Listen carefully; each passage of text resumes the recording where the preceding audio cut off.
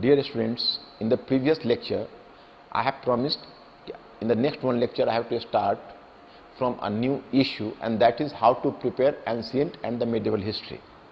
That is a quite interesting issue for you, because normally when the students are coming to prepare the subject, so due to some mistaken perception about the preparation, they find difficulty initially. And this is not simply true of history, this is the true of all humanities. If I myself could have been a student and I have to start the preparation, I myself could have fallen into the same pitfall. In fact, you are just suggested you have to purchase so and so books, you are purchasing the books. Then you start to open the chapter while observing the syllabus, and you are moving from one chapter to another chapter.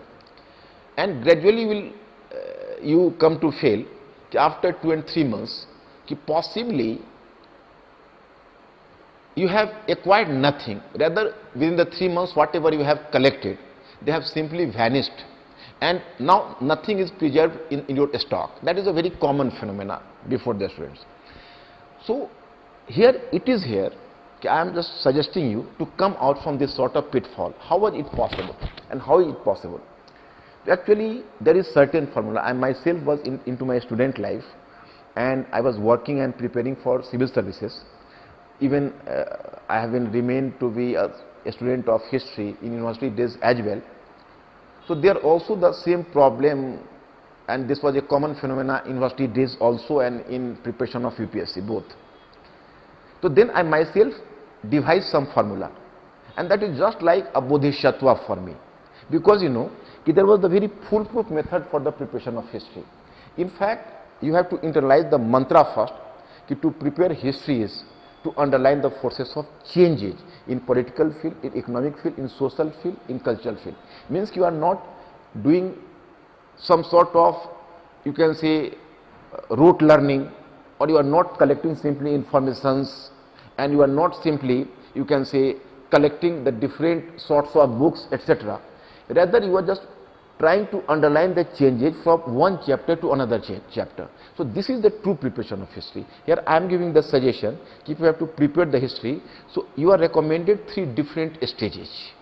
What is the first stage? First stage is simply to underline the changes. Now I am giving the formula.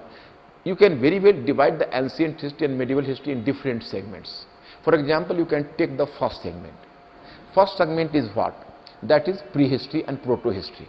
Means it consists of certain topics like Paleolithic period, Mesolithic period, Neolithic period, Harappan civilization, Chalcolithic period, and Mesolithic and the, you can say, Megalithic period. So there are the 4 to 5 chapters. Normally students are going to be attracted to the Harappan civilization, because Harappan civilization appeared to be much fanciful for him, because this is an urban civilization. There is a lot of controversy about Harappan civilization. But here my suggestion is, so far as you have not developed some knowledge about the earlier periods like Mesolithic period and Paleolithic period and then Neolithic period, you cannot do justice to the topic. For example, you can say you are coming from Paleolithic to Mesolithic period. So during this period, the human beings were at the stage of food gathering and hunting stage. But when you are moving from Mesolithic to Neolithic period, so for the first time the human beings have moved from the food gathering and hunting stage to food producing stage. So it was just like the revolution. Very few students realize that what a revolution they are crossing over. Even in some time interview, there is a question in the by some UPSC member, what you take as the most formidable revolution in the human history. The students are there perplexed. Sometime they are moving towards the French Revolution and Russian Revolution. But I am suggesting you can very well give the name of Neolithic Revolution, because it is the revolution from where the human beings for the first time came from the food gathering to the food producing stage, and this prepared the basis for the development of human civilization. Okay? Leaving it here, you are just moving to Harappan civilization. So Harappan civilization becomes a mind-boggling question to historians for the fact that whenever the different parts of Indian subcontinent were at the lower level of development, then in certain regions of India, you can say, or the certain regions of India manifested the first urban civilization, and not simply the urban civilization, rather you can say it used to be the one of the earliest urban civilizations in the world. So it is a matter of surprise ki how was it possible. But as the script has not so far been deciphered and we are not having the support of the literary evidence, so we are not having the proper knowledge about the origin and who belongs to the ruling class at that time, and under which circumstances the civilization moved from the rural to the urban phase. Okay, leaving it here. Then after the decline of Harappan civilization, what was the scenario of Indian subcontinent? So that is equally attractive for you. Sometime in UPSC you will find a question. I am recalling in 2006 or 7 there was a question, throw light on the agrarian communities in India outside the periphery of Harappan civilization. So I am recalling that at that time very few students could tackle this question because they are not having the idea what happened to Indian subcontinent after the decline of Harappan civilization. But you are going to follow this method, you can never miss this type of question ever in your future. Now after completing the decline of Harappan civilization and the scenario of Indian subcontinent, your first segment is going to be over. Then you are moving to the second segment. This is the quite interesting segment, and that starts from Vedic period, Buddha period, Maurya period, post-Maurya period, Gupta period, post-Gupta period, and you can even take the early medieval age into this ambit because the features of early medieval age are just converging with the features of this so-called post-Gupta period. So in this way you can say this is the second one segment. Now in the second one segment, what should be the formula? The same formula of underlining the changes. For that you have to divide history in different subparts: political, economic, social and cultural. Then for the sake of convenience, we can divide even political history in two subparts: political expansion and administration. In economy you can say the development of agriculture, crafts and industry, trade, money economy and urbanization. Your economy side would be clear. Then you are moving toward the social sphere. In social sphere you can observe the social organization like Varna and caste, and exclusively you have to give focus over the condition of women, that of Shudras and that of untouchables. So that part would be over. Then you are moving to the cultural aspect. In cultural aspect there are the three, you can say, subparts, or the three you can say organs, and that is, one is religion, second one is philosophy, but normally you will make preparation of philosophy along with religion itself.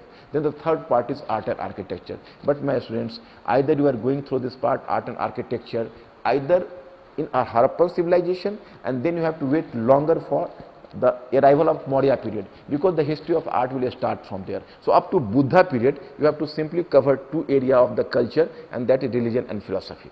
Now quite interesting the preparation is, first take Rigvedic period and divide Rigvedic period vertically. Vertically means ki political, two segments in political, then you are moving towards economy, then doing economy, the features of economy. In political history should be prepared on the map, so that you will come to know what was the extent of Rigvedic civilization at that time. Then you are moving to the economic side, you are doing the economic side, then you are moving to the social side, and then you can observe there in the social the same features, what were the features of Rigvedic society. Then you are moving to the cultural side, so what were the features of Rigvedic religion and what were the philosophical ideas. You are leaving the topic here.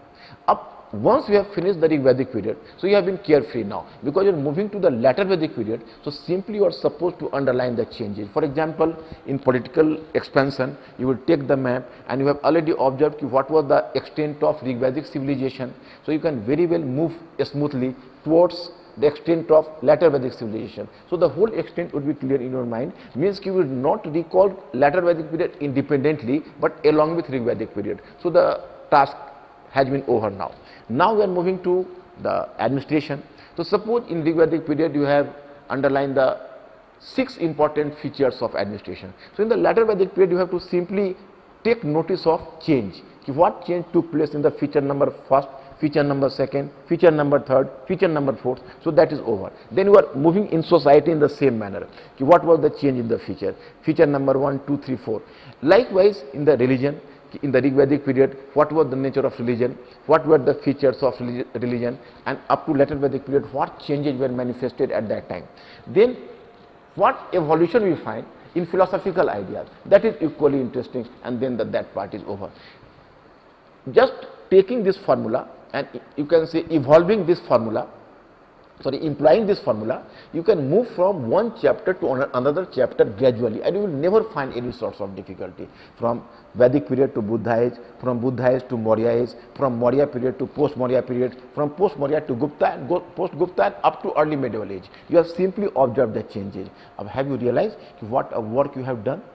This is quite challenging for the students and teachers both, because normally you are making a study of any specific chapter vertically. Suppose you are going to read Vedic period, then you are coming to Buddha period. While you can say tackling with the topic of Buddha period, you have completely forgotten Vedic period. So you are not having any idea of comparative study between the two. Then you are just making a study of Maurya period independently. Suppose you will find such a question where you have to observe the evolution of society during ancient period, evolution of religion during ancient period. How can you tackle with the question? That is the one aspect. Even if you don't find the question, but you cannot gain in confidence. Now you are having the privilege to observe history vertically and horizontally in both the directions. For example, you can say you have started from suppose society of ancient period. You will start the story from Rig Vedic period, move to later Vedic period, then you are moving to Buddha period. So you have overall observed what was the evolution of society from Vedic period to early medieval age. That will give you the added confidence. That is true of religion as well. In the part of religion, you are going to adopt the same formula. Likewise, you can make a study of the evolution of philosophy. So this story will start from the Vedic period and that will end up to early medieval age. So my students, you will really enjoy the subject, and most above all and most importantly, you will just develop the confidence into the topic and subject. But this is the one stage in the preparation of history. You have to cover total 3 stages in course of the preparation. But this stage, if you are going to cover, it means that 70% works have almost been done. Then you are moving to the topic like historiography. What is historiography? So if history is the study of society, historiography is the study of society. For example, if one blind man, there is the story of one blind man, 3 blind men and an elephant. This is the very famous story. 3 blind men have just touched the body of an elephant. One caught this elephant through its back, another through trunk, next another through tail, and all of the 3 have developed the different picture and different idea about the elephant. For example, whosoever was going to catch up elephant through tail, he will declare this elephant is lean and thin. One just touched the back, he told no, it is thick and bulky. Some other who has just caught up in elephant through trunk, he came to the conclusion that elephant is long inside. So you can say the same is true of historians. E.H. Carr has talked about historiography, if there is the dead person on the road due to some accident and 6 persons have gathered there and all the 6 try to find out the cause of his death or the cause of the accident. So all gave the different interpretation behind the accident that took place, and due to this accident this man died. So this is exactly the historiography. But here you can be a bit perplexed, then how can you tackle with the question, because there are the 6 different types of views. Is it imperative for us to internalize all the views for me? No. You are going through all the views, you are well aware, but in taking any stand on the question, you will not find difficulty, because after all you have to you can say give priority to the most accepted view. This is essential for you in certain questions. I am just telling you, suppose I am giving the example, on a question, if you have to deal with a question, you could discuss the issue.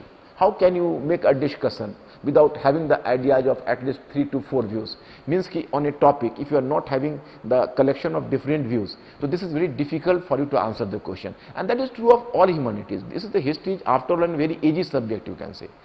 So you will not find here any difficulty. You can very well tackle with the question. It depends on the nature of question. I will give you some example of the question also.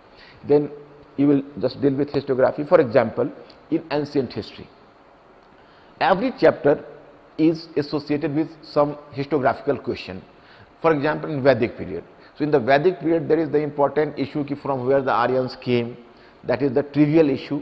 The more important issue is whether the Vedic Aryans were using the iron implements in the field of agriculture or not, because some scholars believed it and some not.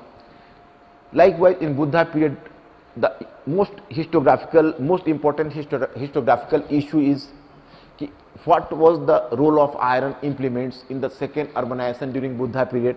You are moving to Maurya period, so there is the centralization versus decentralization debate.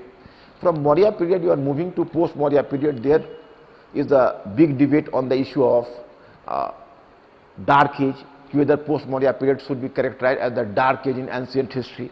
Then you are moving to Gupta period, so there is the issue of the golden age. So all the chapters are going to involve some or the other historiographical issue. And if you are having the knowledge of the historiographical issue, that will give you the added confidence, and above all you can take a stand on any specific question, however inferential it can be. Now I can place some example. There was a question in 2013 in UPSC, and normally this is a very normal type of question. On the basis of Dharma Shastra and Arth Shastra, underline the condition of women during ancient period. This is a quite challenging question, because if students are going to recall previously I have made a study of Arth Shastra, so Arth Shastra is giving such an information about women, Dharma Shastra is giving information about such information about women.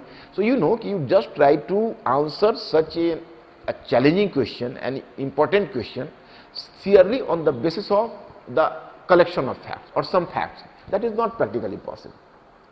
Firstly, you should understand the nature of the difference in the text, that is Arth Shastra and Dharma Shastra. And what was the priority of Arth Shastra and Dharma Shastra? My students, here my principle is read, think and fail. You are going from chapter to chapter, you are simply making a study of the reading, but you don't feel it, don't think it, so you will not do justice to the topic. For example, have you ever thought that whenever all the important thinkers of ancient India were emphasizing over the dharma, a single one scholar and single one thinker of the time, and he was himself coming from the same Brahmin community, he made a claim of Arth Shastra and he gave the primacy to earth at that time. It was really a matter of surprise. It became a mind-boggling question even to foreigners, because foreigners tried to prove that Indians are basically involved into religion and spiritualism. Means India was the country of seers and saints, and the basic of Indian culture was religion. But it was at that time Arth Shastra proved that no, priority of India is equally earth as well. You cannot take India as a very different type of or unique type of country where there is no priority to the earth. So Arth Shastra has simply shattered this sort of myth. So now you can see the priority of Dharma Shastra was to establish the social rules at that time, but priority of Arth Shastra was to create a powerful state and to nourish the powerful state. So as the priority was different, so Dharma Shastra was going to be a bit tough towards women and Sudras, but Arth Shastra not, because the priority of Arth Shastra was to strengthen the position of the king and the state. So he tried to, mobilize the resources from all sides. So that is the priority of Arth Shastra. That's why Arth Shastra was a bit soft towards women and Shudras, and it took some lenient approach while dealing with women and Shudras. So if you are having this sort of knowledge then this is very easy for you to tackle this type of the question. Then comes the third one stage, and that is the writing, because the questions are going to be more and more inferential. So writing is the thing of the regular practice for you. But here I have to suggest you something. In fact, writing is itself a very creative process. It is not possible for me to impart you about the method of writing here, because it is quite a long and arduous process. So I will discuss it in different lecture. And presently I am just giving you certain idea. Normally I prefer the thesis based writing. In thesis based writing, after reading some question, you are taking the stand, and through change of paragraph, or even you can write the points as you like, you have to prove this stand you have taken in the beginning of the question. So that would be the third stage, and your preparation would be completed with the third stage, which I will discuss later.